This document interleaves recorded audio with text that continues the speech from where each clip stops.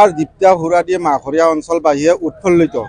আমি এতিয়া যদিও আমি BTADত আগতে ভোট দি আছিলোঁ, আমি নন BTADৰ মানুহ, আমি হ'লো নন BTADৰ মানুহ, তথাপিতো আমি BTADৰ প্ৰাৰ্থী এজনক ভোট দি থাকিব লগা হৈছিল।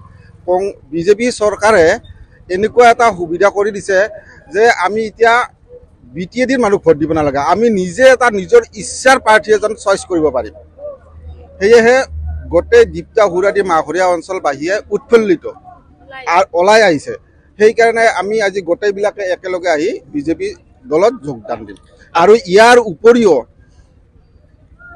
উপৰিও শিক্ষাৰ ক্ষেত্ৰতে কওক, আপুনি নিযুক্তিৰ ক্ষেত্ৰতে কওক, গোটেই বস্তু ৰাস্তা ঘাটৰ ক্ষেত্ৰতে কওক, বিজেপি চৰকাৰে বহুত ভাল কাম কৰিছে। সেইকাৰণে আমাৰ ৰাইজে বুজি পাইছে, এতিয়া আমাৰ ডেকা চামে বুজি পাইছে, শিক্ষিত সমাজ গোটেইখিনিয়ে বুজি পাইছে। বুজি পাই আজি আমি একত্ৰিত হয় মোৰ নেতৃত্বত গোটেইবিলাকে বিজেপিত যোগদান কৰিব ওলাই আহিছোঁ। আপুনি এজন কংগ্ৰেছৰ নেতা আছিল, আপোনাৰ কি পদবীত আছিল?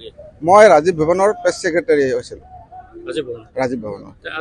আজি আনুষ্ঠানিকভাৱে আপুনি যোগদান? হয়, আজি মই আনুষ্ঠানিকভাৱে যোগদান কৰিম বিজেপি দলত। দাখিল কৰিছোঁ।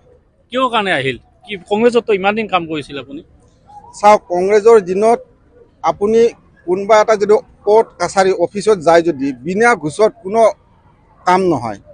আজি বিজেপিত সেইটো নহয়। আমাৰ মুখ্যমন্ত্ৰী মহোদয়ে কিমান দালাল ধৰিলে, মাটিৰ দালালকে হওক, দ্বিতীয় অফিচত দালালে হওক, থানাৰে হওক, গোটেই দালালবিলাকক ধৰিছে।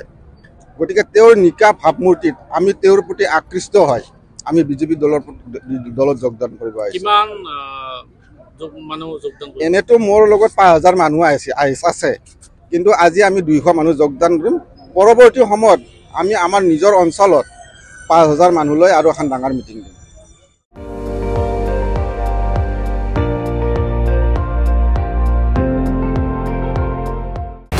আপুনি চাই আছে ND24, সৰ্বশ্ৰেষ্ঠ নহয়, সৰ্বোত্তমৰ দৌৰ।